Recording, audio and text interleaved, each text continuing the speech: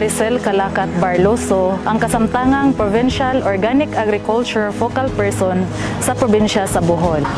Si Jomer, akong makita nga usa siya ka kugihan og maayo nga modelo sa ilang komunidad.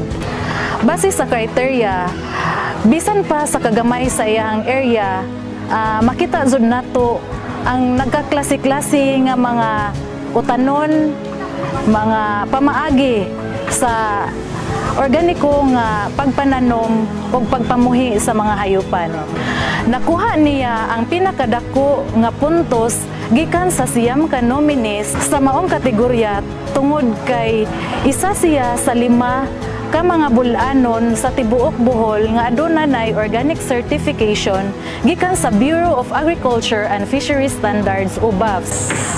Daghan usab siya og mga interventions nga gipaambit sa atong mga katawhang bulanon.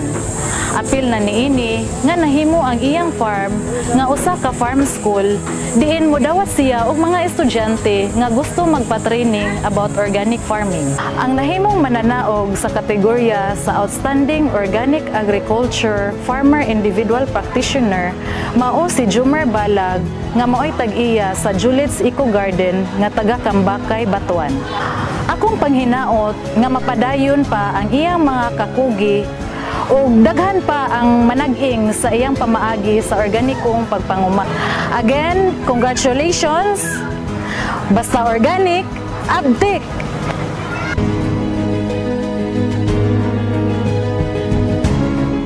Okay, hello, good morning sa tanan, no?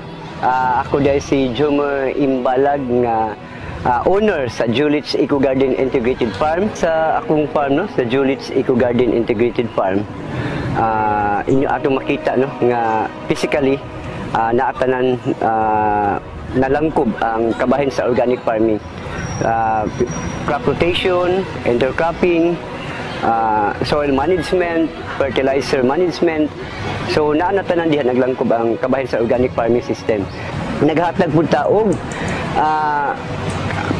technical assistance ngadto sa mga stainless beekeepers dito sa province of Bohol, pinagi usab sa tabang sa ubang mga NGO, no. Ang atong gibuhat lang is natay passion, hard work. So muna siya kinahanglan jud nga kanang duha mag-uban. Kay daghang kay salamat no nga usa kita sa midaog sa organic individual farmer category, no, nga ilang nakita nga angayan ta nga mahimong modelo o nga mudaog kita nga isip usa ka organic practitioner in the province of Bohol, individual category. And in behalf sa mga tao nga natabang nako, no, so akong pasalamatan sa atuang provincial agriculturist gipanguluhan ni Ma'am Lisa M. Kirog and sa ni Sir Larry Pamugas, no, nga mo jud po usa nga palambo sab nga nakapa-encourage nga mga farmers go into organic farming. And of course, dili jud nako kalimtan ang atong pinalanggang Governor Aris Aumentado. Sir, salamat kayo, no, sa kitagaan nimo og dakong hagit ang amuang grupo sa farmers, no, sa mga mag-uuma. And dili ta kalimot, no, there's money in organic farming. Basta ana lang kakugi, ana ang passion, hard work and determination sa atuang paghahimo. Basta organic, abtik, the sky.